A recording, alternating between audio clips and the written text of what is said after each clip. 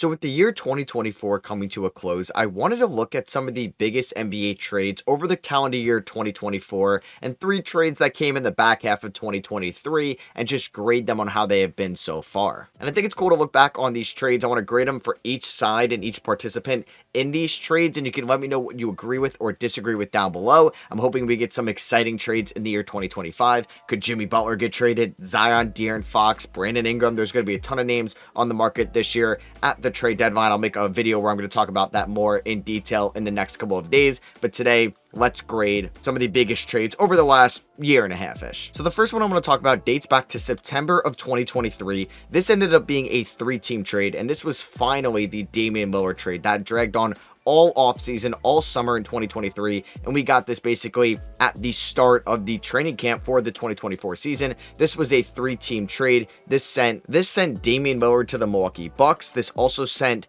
Jrue Holiday, DeAndre Ayton, Toumani Camara, and a 2029 first-round pick, as well as 2 pick swaps to the Portland Trailblazers. And then the Phoenix Suns received in this 3-teamer Jusuf Nurkic, Grayson Allen, Nasir Little, and Keon Johnson. And we're going to first start off talking about the Milwaukee Bucks side of things. This was a massive move for them, moving on from Jrue Holiday, who was their staple defensive stud when they won the NBA Finals in 2021. I'm going to give them a B+ for this deal because I do think they've underachieved so far with Damian Lillard. That happened throughout the regular season. In the 2024 season, they went through multiple head coaches. They ended with Doc Rivers in the middle part of the season, and then Damian Lillard and Giannis Antetokounmpo both get injured for the round 1 series against the Indiana Pacers. Giannis didn't play a single game, as Damian Lillard played a couple games, but then ultimately did not finish the series. And I do think it's unfair to grade them any lower just because they were injured for their first test run with Dame and Giannis. And for what I've seen from them this year, I still don't believe they are a tier 1 team in the Eastern Conference. I don't think they're as good as Boston, and I think they were close to Boston, if not better than Boston, before they made this trade. And we saw how much defense they sacrificed in this deal, as Milwaukee's defense has not looked the same since, but their offense has definitely been better with Damian Lillard. And I would say last year was a little bit of a down year for Damian Lillard because he had arguably the best year of his career in 2023. He dropped from 32 points per game in 23 to 24 points per game in 2024. He was an all-star starter, but a lot of people thought he wasn't deserving of that. He ended the season shooting 42% from the field, 35% from 3. This year, Damian Lillard, in my opinion, has been much better offensively and just feels more comfortable in this Milwaukee Bucks offense. He's gone up from 24 points per game last year to just about 26 points per game this year, 42% from the field last year to 45% from the field this year, and he's gone up from 35 from 3 last year to 37% from 3 this year, and he's taken about a 3 more per game. So I do think this trade could end up dropping a little bit in a letter grade if Milwaukee does not make it to an Eastern Conference Finals with Damian Lillard and Giannis. I do wonder if they're going to make another big move this year. As Damian Lillard is 34 years old, he's not getting any younger, and this was a big risk for Milwaukee to take. As for this trade initially, I'm going to give Portland a B, and then we're going to talk a trade they made with Boston in a little bit. But for this trade specifically,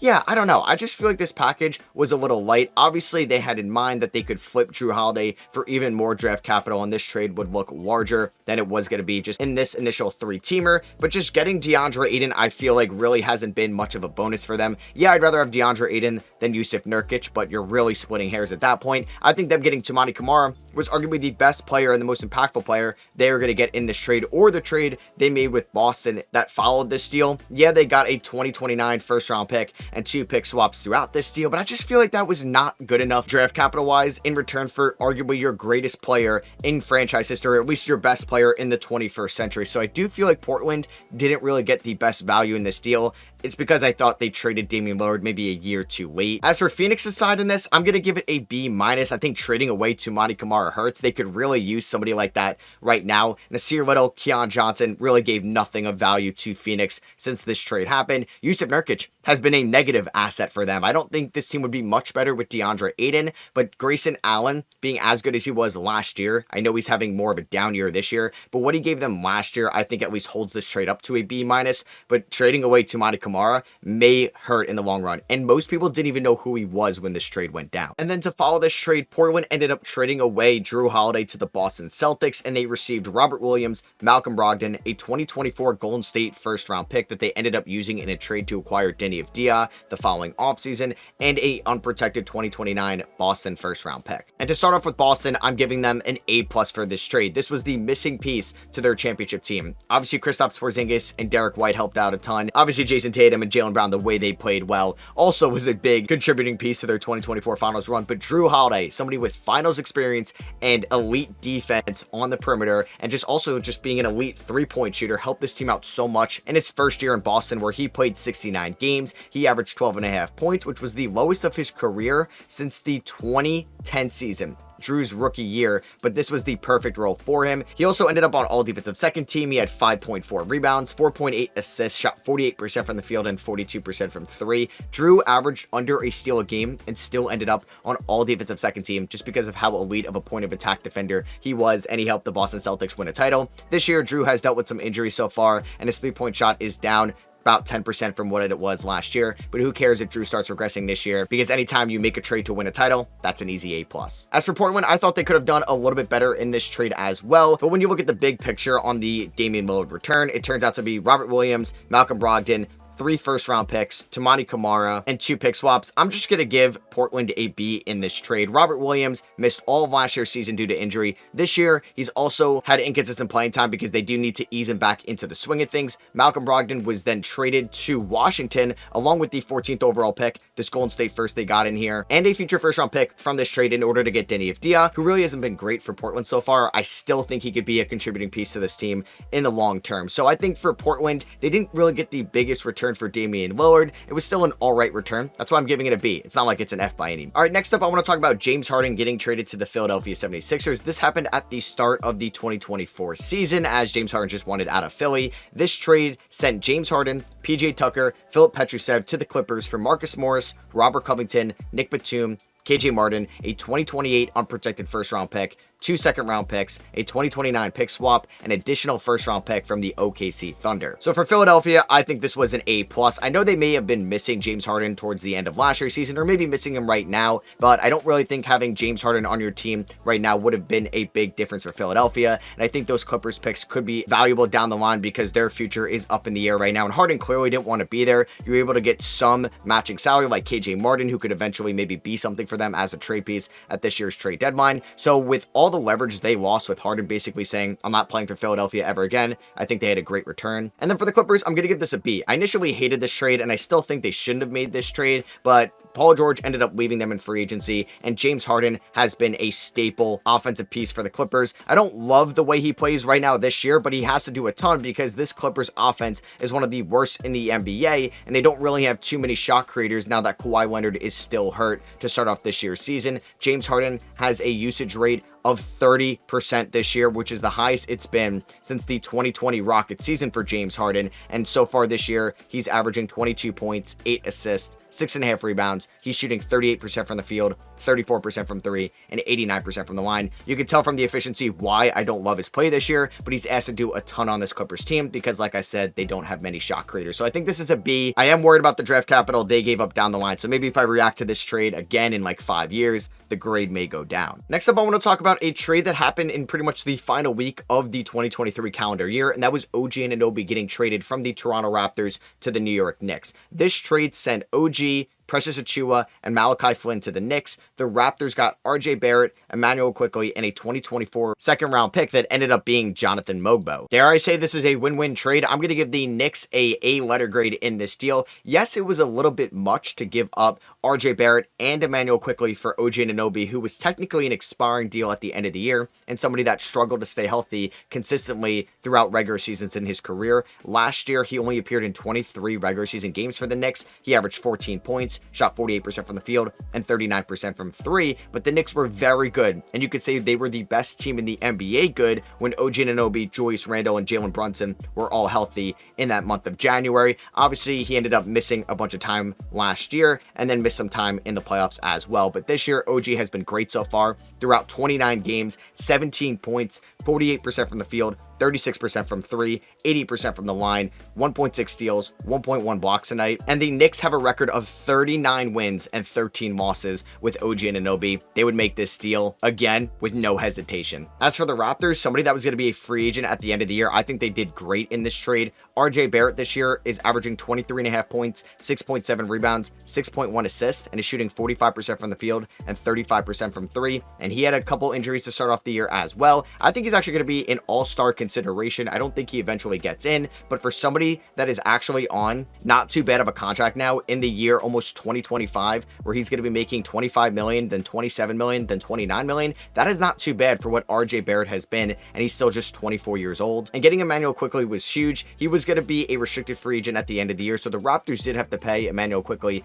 a decent amount of money, but they're still in a retool phase. He's 25 years old. He's been hurt pretty much majority of this year's season, but last year in 38 games really looked like an elite three-point shooter for Toronto, a good defender, and a great playmaker, and he fits the Raptors timeline perfectly. And then just getting Jonathan Mogbo in the second round, he looks like he could be a good role player off the bench for years to come. I think this was a win-win trade. All right, we're going to stay on the topic of the Toronto Raptors. They made another trade about a month after the OG Anunoby deal with the Indiana Pacers on January 17th, 2024. They traded Pascal Siakam to the Pacers for Bruce Brown to match the salary, Kyra Lewis, Jordan Nwora, a 2024 first-round pick, which ended up being Isaiah Collier, a 2024 first-round pick that ended up being Jacoby Walter, and then they also own a 2026 first-round pick from Indiana. So they actually used one of those first-round picks that they got in that deal, ended up being Isaiah Collier, to get Ochai Agbaji and Kelly Olynyk from the Jazz, which makes this trade look a little bit better for them, because I didn't love the return for Pascal Siakam, who was a better player than OG Anunoby. And I originally gave this a D, but when you look at what they got for that first round pick in Agbaji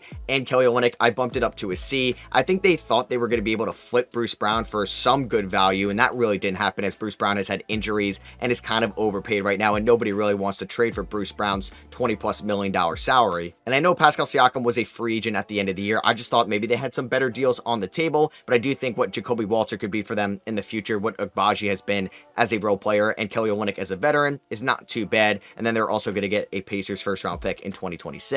It definitely could have been a lot worse for them. And then for Indiana, I'm going to give this an A. I actually think getting somebody of Pascal Siakam's caliber who helped them go to the conference finals last year, he's still a really good player this year, has been more than they could have asked for. I know they had to give him a massive extension in the offseason where he's going to be making $52 million in 2028, but for what they gave up, a mid first round pick, a late first round pick, a 2026 first round pick, and just matching salary pretty much, I think this was a big win for the Indiana Pacers. They didn't have to include a Jarris Walker in this deal or any of their young guys like Andrew Nembhard, Isaiah Jackson, or Aaron Nesmith, so I thought they did a great job getting in number 2 to Tyrese Haliburton. Maybe the Pacers haven't lived up to expectations this year, but like I said, getting somebody of Pascal Siakam's caliber for this value, that's an A. Next up, we're going to go to the 2024 offseason in July when the Pelicans and Hawks made a deal. This sent Dejounte Murray to the Atlanta Hawks for Dyson Daniels, EJ Liddell, Larry Nance Jr., Cody Zeller, a 2025 first-round pick, which is going to be from the LA Lakers, and a 2027 first-round pick, which is also going to be from the New Orleans Pelicans. Now, that first-round pick is going to be a swap with Milwaukee, so it may not be the Pelicans' first-round pick, but I think initially I got to give the Atlanta Hawks an A+. I know we've only seen about 30 games from this trade take place, but Atlanta has gone so much better this year with Dyson Daniels and Larry Nance Jr. These guys are legit rotational pieces for them. Dyson Daniels breaking out this year as a two-way stud, more notably on the defensive end. And I think Larry Nance Jr. has arguably been the best big man for the Hawks this year. Yeah, better than Clint Capella and better than Onyeka Okongwu. That may be a hot take. And in that, you're going to get the Lakers first-round pick this year and an additional first-round pick down the line. You get out of the Dejounte Murray contract, and this team synergy is just off the charts this year compared to last year. Vibes are so much higher, and I think the Hawks could be a legitimate playoff team in 2025. That's just an A+ for me. As for the Pelicans, I am going to be giving this a D+. From just the sample size we've seen so far, I think they would rather have had Larry Nance Jr. and Dyson Daniels and those 2 first-round picks back in their possession. I know Dejounte Murray is a good player. I think he's a floor raiser. I don't think he's a ceiling raiser in this league, and I didn't really love his fit in New Orleans, and I think we're learning a lesson. Maybe don't trade for Dejounte Murray, because the Atlanta Hawks did the same thing, and San Antonio looked like they won that trade completely, and now it's looking like Atlanta is winning this trade by sending Dejounte Murray to New Orleans. Now, maybe when this team is fully healthy again, we could see Dejounte Murray make his fullest impact for the Pelicans, because their terrible record this year is not because of Dejounte Murray. It's because of the injuries and their star players like Brandon Ingram and Zion Williamson missing notable games this season. I just think what we've seen from Dyson Daniels and what he could have been been on the perimeter with Herb Jones, at least in a bench role, and how desperately they need a big man right now with Yves Missi, and Larry Nance Jr. could have been that guy. Just adding, yeah, like I said, a Lakers first round pick and having another one down the line, I think the Pelicans regret this one a little bit. Next up, we're going to talk about a trade that pretty much involved one player and a ton of picks, and this was the New York Knicks acquiring Mikal Bridges, Keita Bates-Diop, and a 2026 second round pick from the Brooklyn Nets in exchange for Bojan Bogdanovic, Shake Milton, a New York Knicks first round pick in 2025, as well as Milwaukee's first round pick in 2025. Brooklyn gets their 2025 second round pick back, and then Brooklyn also gets New York's first round picks in 2027, a swap in 2028, 2029, and 2031. So the Nets got a haul in terms of picks for Mikal Bridges. I think this for the Nets is an A+, and this is a pretty easy grade for them because they want to tank this year, and Mikal Bridges was not going to help them with that. And they didn't own their first round picks from the James Harden trade they made with the Rockets a couple years ago, and they were able to leverage the Suns picks they owned from the Kevin Durant trade to get their first round picks back from Houston. So now they can tank, they own their first round pick, and I think just getting 5 first round picks and a pick swap, which could be 6 picks in value in the first round, is just a great return for Mikal Bridges, who had 2 years left on his deal. His value would have dropped a ton if you moved him next offseason, and he probably wasn't going to re-sign with you anyways. So I think for the Nets to kickstart their rebuild, this was an absolute home run trade for them. As for the New York Knicks, I'm sure if somebody gave this a letter grade in the first maybe week of the season or first month of the season, they would have gave this a D. But right now, I'm giving the Knicks a B+ for this deal. They don't care about those first round picks if they are able to win a title. Mikal Bridges just dropped 41 points against the Spurs on Christmas Day and has been so much better over the last 3 weeks. He's been insanely efficient. The defense is getting better, and this is the Mikal Bridges the Knicks traded for. They're getting kind of that Brooklyn Nets and Phoenix Suns version of Mikal that they envisioned next to Cat, Jalen Brunson, OG Anunoby, and Josh Hart. And like I said, this trade would go up to an A+ if the Knicks win a title. Now, if Mikal Bridges doesn't help the Knicks win a title and they don't win one and they end up giving the Nets the first overall pick in 2031, then we could drop this a ton. But even if the Knicks don't win a title with Mikal Bridges and all these picks are at the end of the first round, I don't think that's going to hurt the Knicks' grade too much. So I still think we're in wait and see mode with this deal. Next trade I want to talk about is the Sacramento Kings acquiring DeMar DeRozan. Yes, that wasn't a free agency signing. That was a trade. They acquired DeMar DeRozan. The San Antonio Spurs acquired Harrison Barnes in an unprotected 2031 first round pick swap from the Sacramento Kings, and the Bulls received Chris Duarte and 2 second round picks for cooperating in the deal. Now, easily for Chicago, it's just an F. I don't think this is terrible. Like, they were able to get something for DeMar DeRozan, but you know what? You should have traded him the offseason prior. You should have traded him at the trade deadline. I just didn't know what Chicago was doing, so they're just getting an F here. And for San Antonio, this is an easy A+.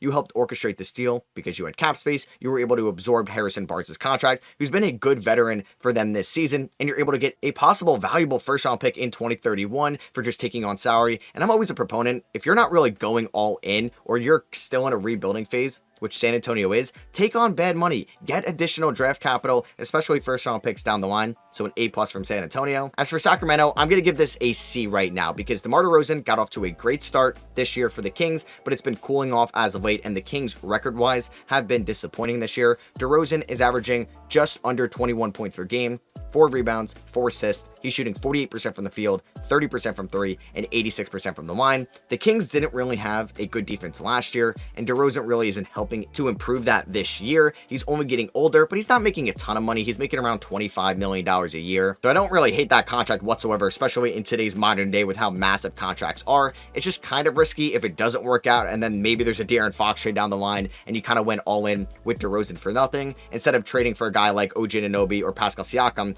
because you didn't want to trade away Keegan Murray, who's kind of been disappointing since his rookie season. And the last trade I want to talk about is one that surprised everybody that happened late in September. It was when the Knicks acquired Karl-Anthony Towns from the Minnesota Timberwolves, and they gave up Dante DiVincenzo, Julius Randle, and a Detroit protected first round pick in the future. Now, there were some other small parts in this deal, but mainly Cat going to the Knicks, it's going to get an A+ for me. So this was very risky at the time, and this caught me by surprise. I was questioning this a ton for the New York Knicks, but it has looked great so far for them because Julius Randle was going to be a free agent at the end of the year. Mitchell Robinson got hurt. Isaiah Hartenstein signed with OKC. They could acquire somebody that could be a number 2 option for New York behind Jalen Brunson and could also optimize the floor spacing for them in the playoffs, because Karl-Anthony Towns is arguably the greatest shooting big man of all time. This year, Cat is averaging career highs across the board. 24.5 points, 14 rebounds, which is leading the NBA, 3.5 assists. He's shooting 53% from the field, 46% from 3 and 84% from the line. The Knicks have had a top 3 offense all year long, and it's because of Karl-Anthony Towns. He's under contract for a lot of money going forward, but at least he's under contract for the New York Knicks, and he really completed this starting 5 that can outscore almost everybody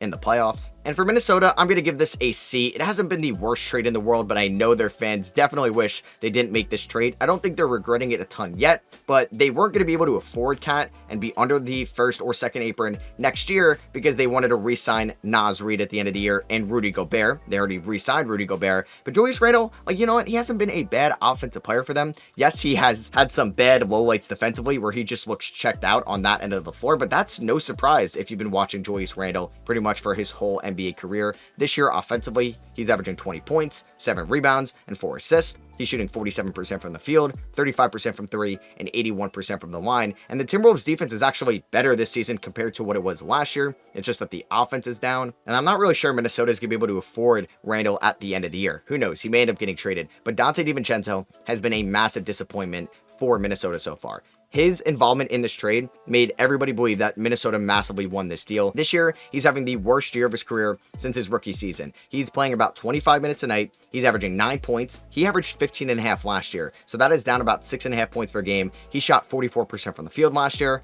He's shooting 36% from the field this year. He shot 40% from 3 last year. He's shooting 33% from 3 this year. The Timberwolves are kind of using him as a hybrid point guard at times, and he's handling the rock a ton, and not just moving off screens. He should not be dribbling the ball. It should be a ton of catch and shoot for Donte DiVincenzo. He's being misused in Minnesota, and he has been a massive disappointment for this team, as well as some other guys offensively, like Mike Conley and Jaden McDaniels. So yeah, that is going to be for me. Hope you guys did enjoy. Let me know what you guys thought about these trades down below. Drop a thumbs up if you guys did enjoy this, and make sure you are subscribed because we are going to have trade content coming out on the channel for the next couple of weeks as we get into the 2025 trade deadline. And like I said in the beginning of the video, could be a very interesting one with guys like Jimmy Butler, De'Aaron Fox, Zion, and Ingram popping up a ton. There's going to be a ton of role players being moved, and I'm very excited to talk about that all on this channel. So make sure you're subscribed, and I'll catch you guys in the next one.